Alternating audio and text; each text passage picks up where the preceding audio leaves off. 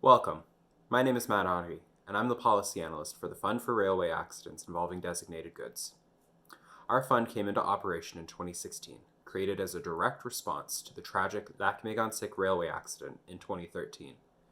This catastrophic event resulted in a severe loss of life, more than 4,300 claims, and approximately $1.5 billion in damages. This year, the fund reached a major milestone: 5 years of successful preparedness development. To help mark this achievement, we produced a series of videos designed to provide you with a better understanding of who we are and how the fund will support Canadians in the event of a major railway accident involving crude oil. In today's episode, we revisit that railway accident of 2013. We'll begin with a Transportation Safety Board of Canada video entitled Sequence of Events in the Lac-Mégantic Derailment and Fire. Later, the Honourable Lisa Raitt, the former Transport Minister, will discuss with the Director of the Fund, Dan Ditota, and guide us through her first weeks dealing with the accident's aftermath. Please be aware that this subject matter can be disturbing and triggering for some viewers. Thank you.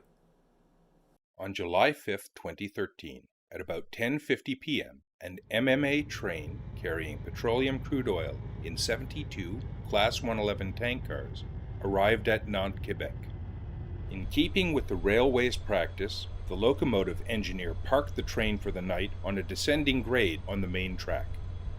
After shutting down 4 of the 5 locomotives, the engineer applied 7 handbrakes. Railway rules require that handbrakes alone must be capable of holding a train, and this must be verified by a test. That night, however, the locomotive air brakes were left on during the test, meaning the train was being held by a combination of handbrakes and air brakes. It also gave the false impression that the handbrakes alone were enough.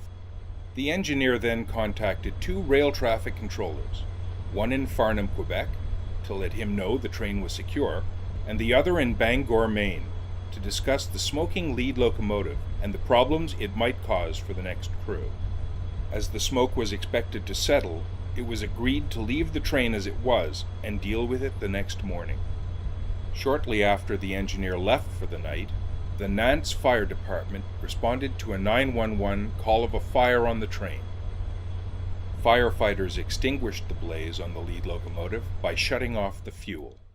Then, following railway instructions, they turned off the electrical breakers. After discussing the situation with the rail traffic controller in Farnham and an MMA employee who had been dispatched to the scene, everyone departed. With all the locomotives shut down, the air brake system began to lose pressure, and the brakes gradually became less and less effective.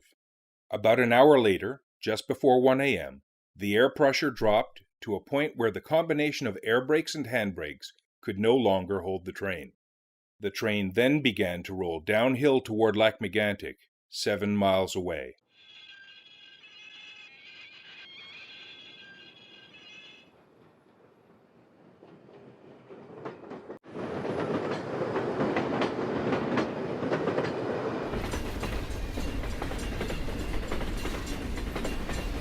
As it moved down the grade, the train picked up speed, reaching a top speed of 65 miles per hour. The train derailed just past the Frontenac Street crossing. Almost all of the derailed tank cars were damaged, many of them from large breaches, and about 6 million liters of crude oil began pouring into the streets.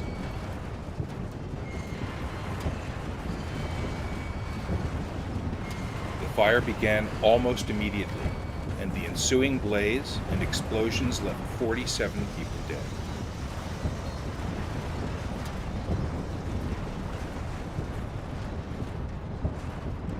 Another 2,000 citizens were forced from their homes, and much of the downtown core was destroyed.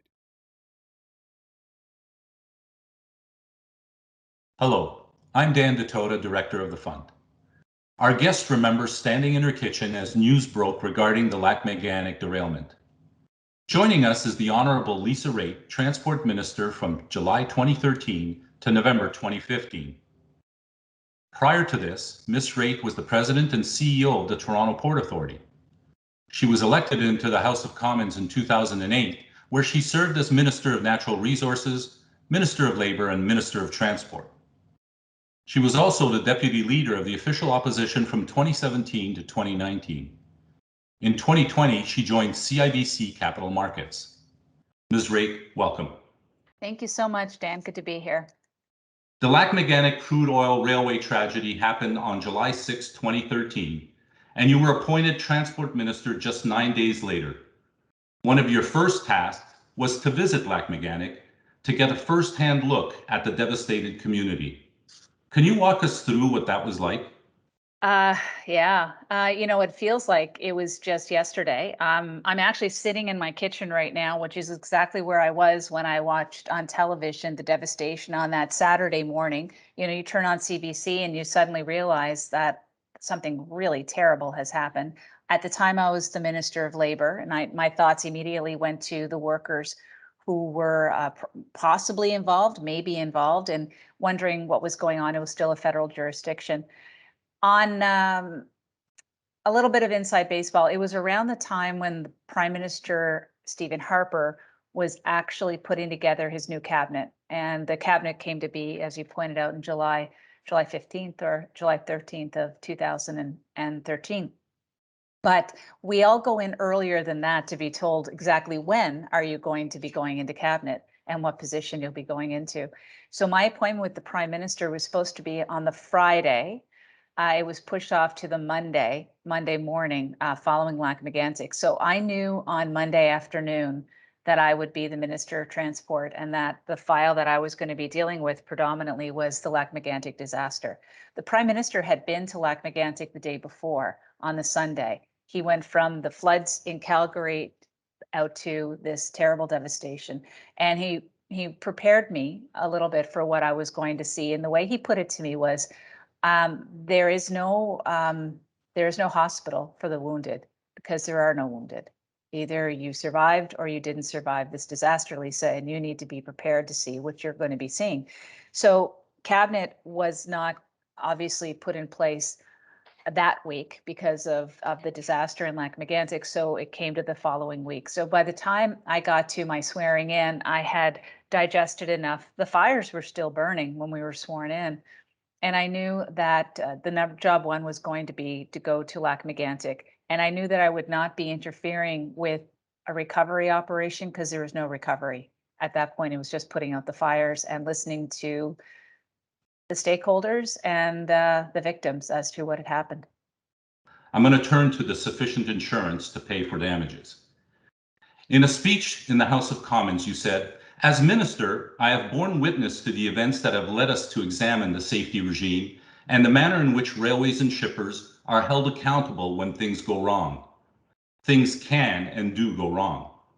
Can you tell us what went wrong when it comes to accountability or the polluter pays principle and compensation to the victims from the responsible parties?"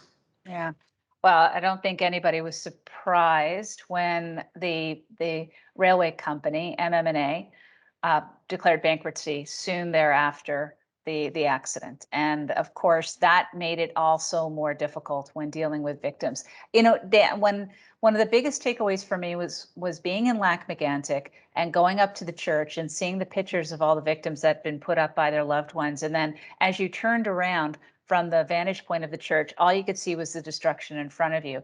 And all that destruction you knew was going to have to be cleaned up, and getting cleaned up costs money. So in how we approached this issue moving forward was, number one, we have to make sure that we prevent this from happening again. Number two, that if it happened again, people needed to be able to respond to it appropriately. And number three, that there has to be a polluter pay principle, there has to be a liability. There was never a question whether the government was going to be there for Canadians who had been impacted by it. That's a given. That's the role of the government. But there also has to be responsibility for those who are liable. And we were going through the same analysis at that time with respect to pipelines, with respect to large shippers on the water. And as a result, the rail one became clear and apparent that there was going to be a polluter pay principle, that we would make sure that there was enough insurance covered, and that for those disasters that were above the insurance that could be commercially available, that there be a separate fund paid for by the goods delivering people for a possible disaster in that field. And those were the principles that we went forward with. As you mentioned, the Montreal, Maine, and Atlantic Railway only had $25 million in liability insurance and quickly declared bankruptcy. When did you realize that it would not be enough to cover for all the damages and to compensate all of the victims? And what steps needed to be taken to change that? Well, I think it was apparent almost instantaneously when you just take a look at the devastation and the number of lives that were lost. And it became very apparent that there wasn't going to be enough money around, and you just knew that intuitively. But then became the question: okay, so what has happened here, and what process is in place right now, and how do we fix this process so it doesn't become the situation where people could literally be left with no ability to claim back for loss of autos, for homes, for loved ones. And it starts with going back to what the process was in place, which was the Canadian Transportation Agency would take a look at the information that will be submitted by the railway, and they would determine what level of insurance that they were going to have to have. Now, here's the key. Here's the kicker. You have to understand the time that we were living in. And it was a time when moving crude by rail had started and was really accelerating quickly, but it had not gotten to the point where it become noticeable for regulators to say, well, you're carrying an awful lot of crude there. Maybe we should have a second look at how much insurance you should be covering. And unfortunately, it took this accident for that kind of attention to be paid to whether or not you were sufficiently insured. But the other thing, Dan, is that, look, there is not going to be any amount of money that was going to be sufficient. The maximum amount of money that you can get as a class one railway in this country was $1.5 billion, and they all carried it. CN and CP carried that amount of insurance. So we knew that there'd have to be on something on top of that.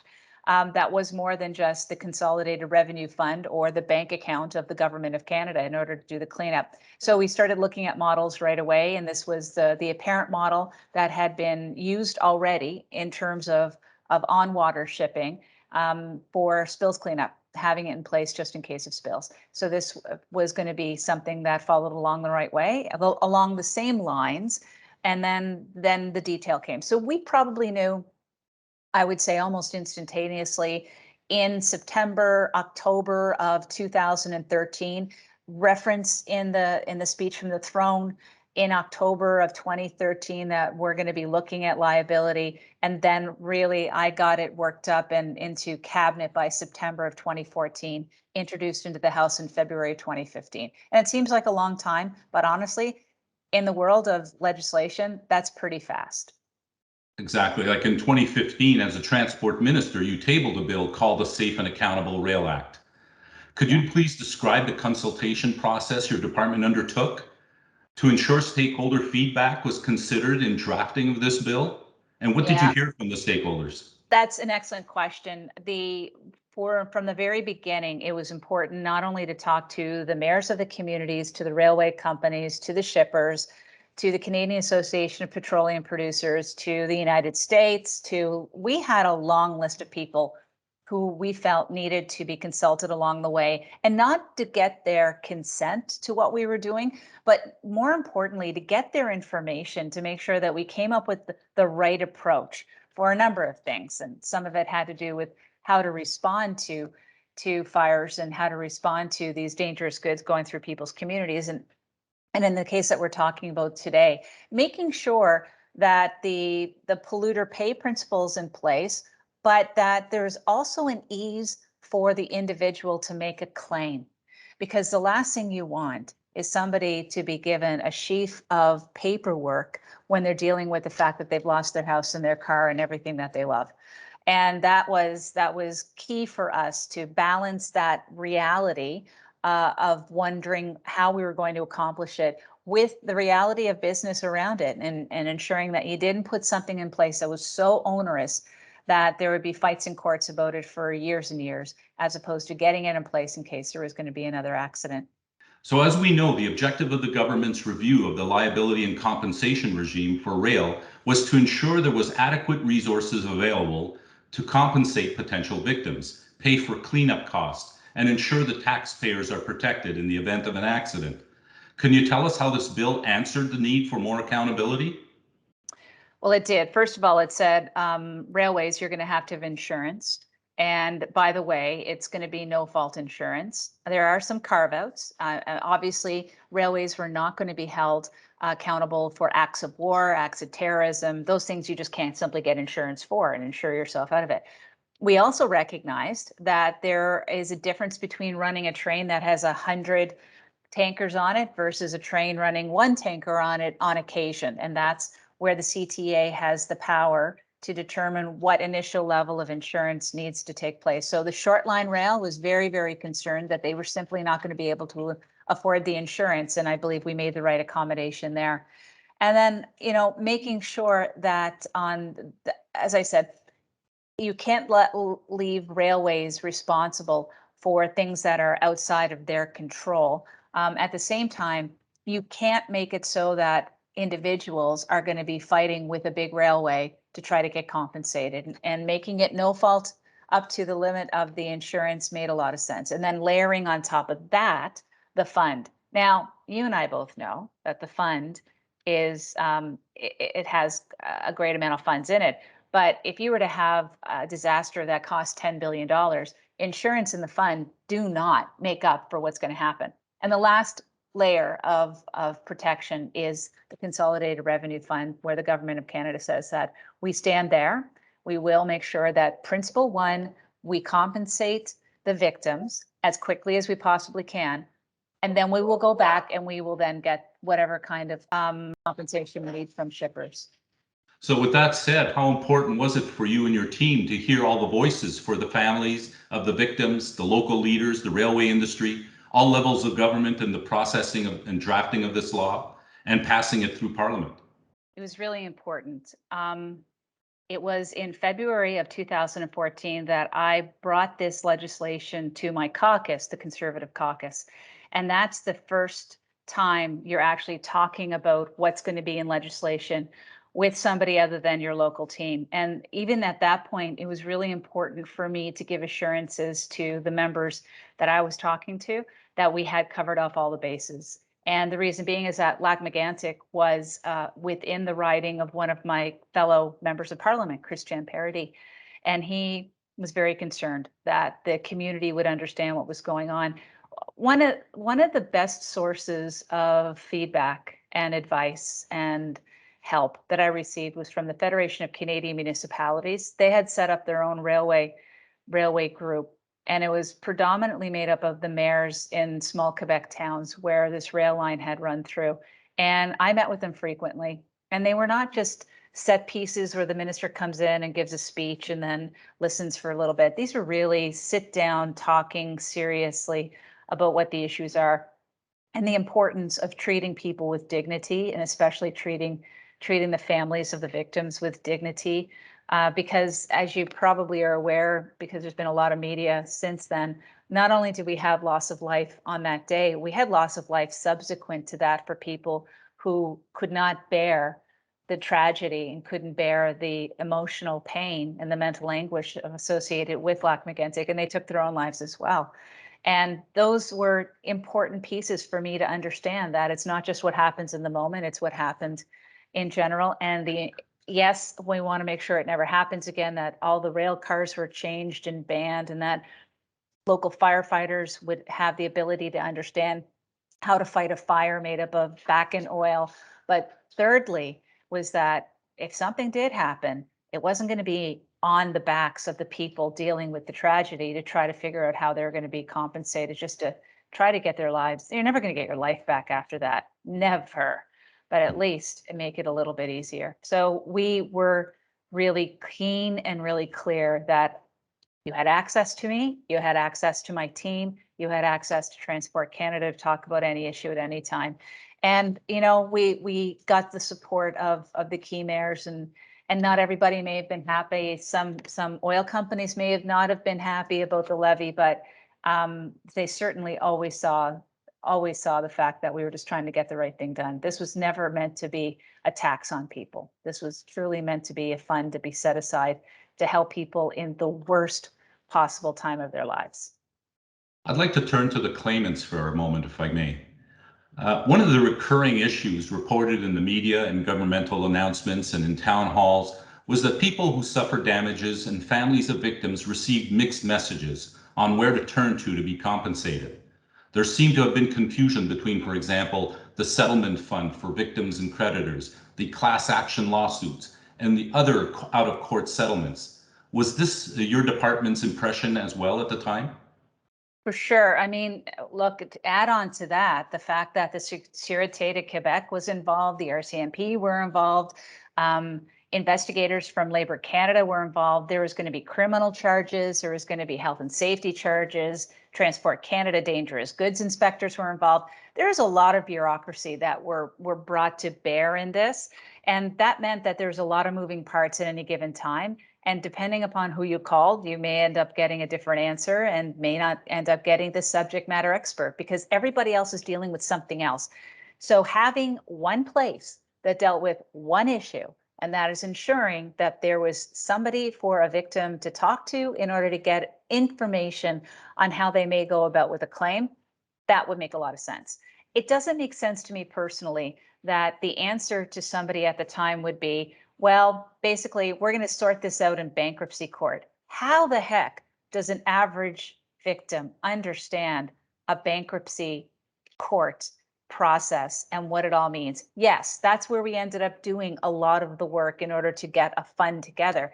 But that was, it's frustrating for me and I understand the process. So making sure that there was one place. And as I said, there was already a model that was in place when it came to spills for ships, ship source oil pollution fund, I believe. That would work, and it made a lot of sense to follow that route and follow that path.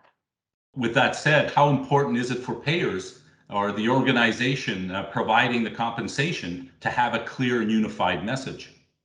I think it always is important so that folks can understand why we're doing this in the way that we're doing it and why this path was chosen, and more importantly, how to ensure going on that that there is a path for somebody to phone and pick up the phone. And even, simply put, it's sometimes even members of parliament don't know where to send their constituents, and having a place for a member of parliament to be able to say, okay, I know this is exactly where you go, this is how to deal with it. Because in the real world, if it's a federal matter, what's going to happen is they're going to call their local MP, and if the local MP can find the right person in this gigantic behemoth of a government to talk to, then they've done their job and they've done it well. So providing that resource to MPs even of where to send claimants makes an awful lot of sense.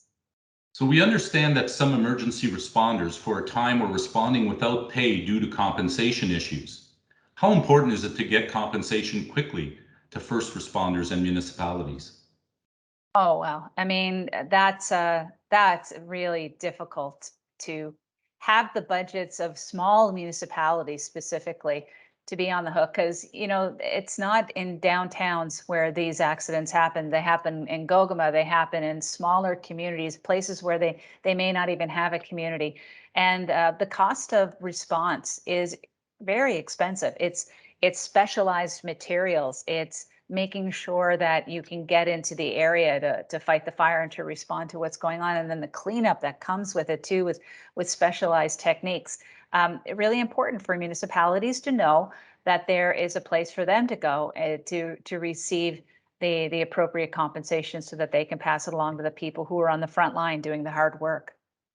So in an accident of this magnitude, what is the real impact of not having access to compensation in a timely fashion?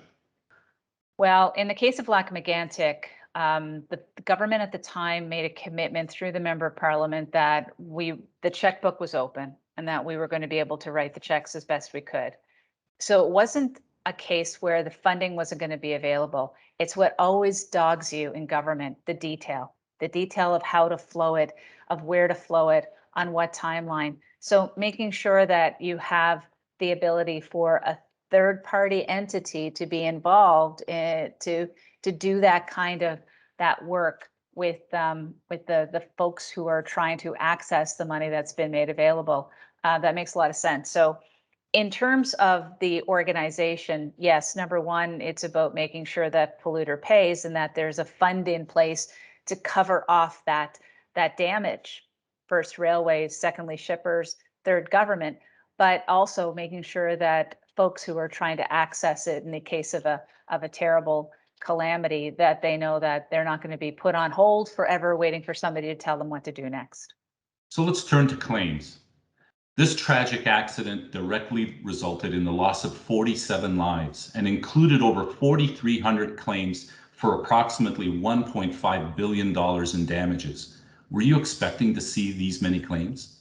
Yeah, I was. I mean, when you take a look at the amount of money that it would take to move a rail line, to rebuild buildings, to replace autos, to replace to compensate families for the loss of their loved ones, to compensate municipalities for the cleanups, and not just there, but down the road as well. In the case of Lac-Mégantic, I mean, they had to call into other jurisdictions in order to bring in the materials needed to stop the fires or to absorb the oil. I thought that I'm not surprised that it's 1.5 billion at all. Were there any types of claim that surprised you? No, no. I mean, it's a pretty wide swath that we've cut in terms of what would be compensated and what would not be compensated. And I think having an organization in place that at least can make that call as to what is a valid claim, what's not a valid claim, you're always going to have people who will see an opportunity to claim that for something that may not be really impacted by a disaster. Not saying Lac-Mégantic, but ones that came after. And you do have to guard against that, because that is the nature of having a large insurance pool out there. There's going to be a lot of people who want to offset the cost associated with something to that, and that's why we have lawyers in courts, quite frankly, because I'm sure that's where it all ends up, or the Canadian Transportation Agency as well. So I'm not surprised, but again, it's why you have an organization in place who are far better suited to make those calls than an amorphous Transport Canada with really no center of decision making. As a minister, the last thing I want to do is to sign off on who gets money and who doesn't get money. Like that's definitely, look, as a politician, not to make light of it, I don't want to be a judge in a dog show, because you're going to end up ticking somebody off. On claims, you definitely don't want to be in a position where you're picking who and who does not get compensated. I'd like to turn to lessons learned, if we may. In the last 5 years, the Office of the Administrator of the Fund has been preparing in the event of a major crude-by-rail accident. This includes, for example, establishing a payers network and developing a readiness plan, including a communication crisis management plan, prepare claims policies and guidelines, hosting scenario-based trainings. As minister appointed in the midst of the tragedy, what do you think is the most helpful for claimants to navigate through the compensation process? Crisis communications, right at the front. That's the most important piece, is to be flowing the information as soon as you possibly can, and having somebody who can speak to it in a thoughtful, empathetic way. It may seem odd that alongside the Transportation Safety Board, you have somebody from your organization there, but it does make a lot of sense, because that's what's people are going to turn to when they realize, well, okay, so my house is burned down. Let's say, for lack of a better example, my house is burned down. I don't have insurance for this, I don't think. Who is going to pay for this? This isn't my fault. Is it going to be the railway company that's 200 meters off my house? Is it going to be the government? How do I deal with this? And having you there in that moment, at least giving some kind of communication, I think is absolutely essential, and a very good service at the end of the day, because that takes away your concern as to what to do next. And then that message may not immediately get to that homeowner, but it certainly will get to the municipality, to the MP, and that will be amplified, and it'll be probably on everybody's website by the end of the day, or on social media, that if you have a concern about damage, please make sure to contact X. And that at least gives people an understanding. On the other hand, it does give people an expectation that money's going to come quickly, and that's where it comes down to you being nimble and as prepared as possible. So I commend you on being prepared for this, because it's not something that we should ever take lightly. Accidents do happen. It's not as frequent as people would like to think they are. In fact, it's a very safe way of moving crude oil. However, that being said, they do happen. So, what did the federal government learn from this tragedy while you were Minister of Transport? I hope they learned a lot. Um, I was very happy to see the next minister, Mark Garneau, continue on the path of ensuring that we had as many regulations as possible to prevent an accident like this from happening. I also know that there's a really good dialogue still between the government and stakeholder groups, and I hope they continue to work on transportation of dangerous goods. Now, if you look at the legislation that I brought in, it says very clearly that we're just starting with crude by rail. The anticipation was that this would be available for all kinds of other goods that move along that are dangerous inherently, and that we would have some kind of similar fund set up for those accidents. It hasn't happened at this point in time, but maybe someday some government will get around to it. But at least it's there, the structure's in place, and hopefully, touch wood, we don't have an accident that's going to cause us to turn and say, yeah, we really should have set something up for that. Definitely. What are your personal takeaways from the experience? The power of individuals, I think, is my personal takeaway.